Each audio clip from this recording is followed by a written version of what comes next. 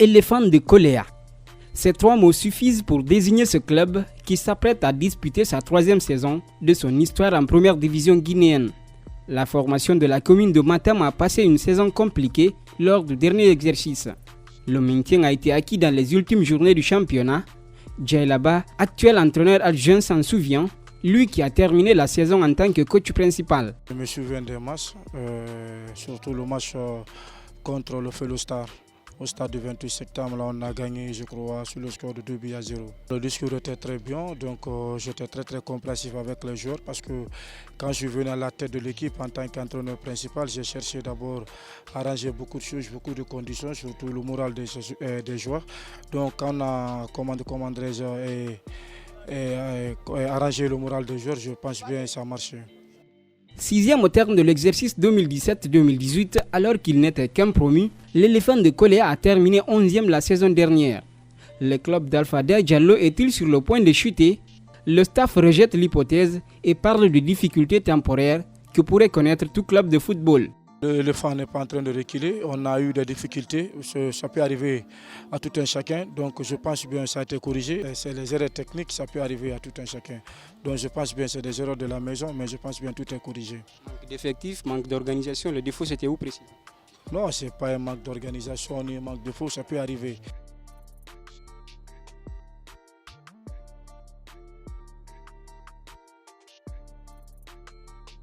À l'instar des autres équipes de la Ligue 1, l'éléphant de Koléa affûte ses armes pour la campagne sportive 2019-2020. Pour cette période d'intersaison, la direction s'est attachée les services d'un nouvel entraîneur. Il s'agit du Portugais Victor Manuel Urbano. Ancien entraîneur du FC Raimo du Burkina Faso, le technicien de 65 ans a des ambitions claires pour l'éléphant de Koléa. Essentiellement le développement des jeunes joueurs et faire une équipe compétitive pour faire un bon championnat. À chaque entraîneur sa philosophie de jeu, Manuel Pedrigao ne déroge pas à la règle. Le Portugais a déjà annoncé un nouveau système pour le club de Koléa. J'ai passé mon idée du jeu, c'est une idée qu'on peut le représenter pour comment est-ce qu'on va jouer dans les 4 moments du jeu. Et ça c'est très important. J'ai passé l'idée, les joueurs pensent qu'ils ont bien assimilé, mais il faut quand même continuer à travailler comme on a fait aujourd'hui parce que c'est le développement de mon idée qui est important pour que l'équipe atteigne ce que je veux. Cette nouvelle méthode semble bien adaptable à l'éléphant de Koléa. Staff technique et joueurs commencent déjà à apprécier Manuel et ses manières. Je le félicite d'abord parce que c'est un coach, il a l'idée de partage, il communique et il nous apprend aussi, surtout au niveau du comportement du jeu, il a beaucoup changé. Donc il a apporté son idée, c'est un vieux expérimenté. Donc il a beaucoup de vécu, je pense qu'il faut le suivre, essayer de travailler avec lui. Je pense bien cette année il va beaucoup nous aider. Victor, c'est un coach qui aime trop jouer au ballon.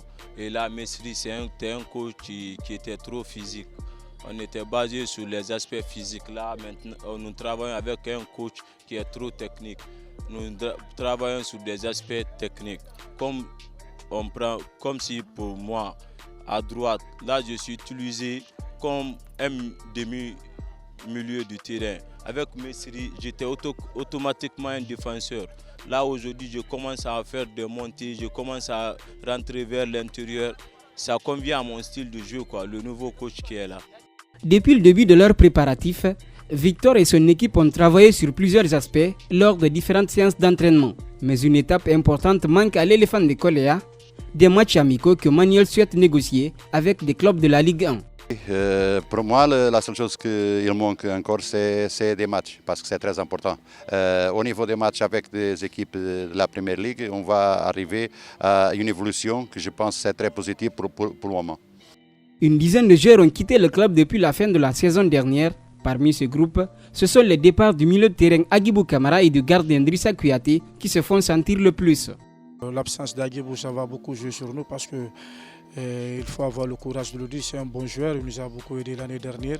Et encore, il y a eu le départ de Drissa Kouyaté, c'est qui était le gardien titulaire. Donc je pense bien le football, il aura toujours des départs et des arrivées. Nous sommes en train de travailler pour avoir des bons remplaçants. Et moi je compte toujours avec, il aura l'arrivée aussi de Yaya Kamara qui était là l'année dernière, mais qui ne joue pas titulaire. Je pense bien, on va essayer de le monter aussi pour faire sa promotion. Lui, on va le lancer comme Agibou Kamara. Pour combler ces multiples départs, la direction du club a recruté 12 nouveaux joueurs.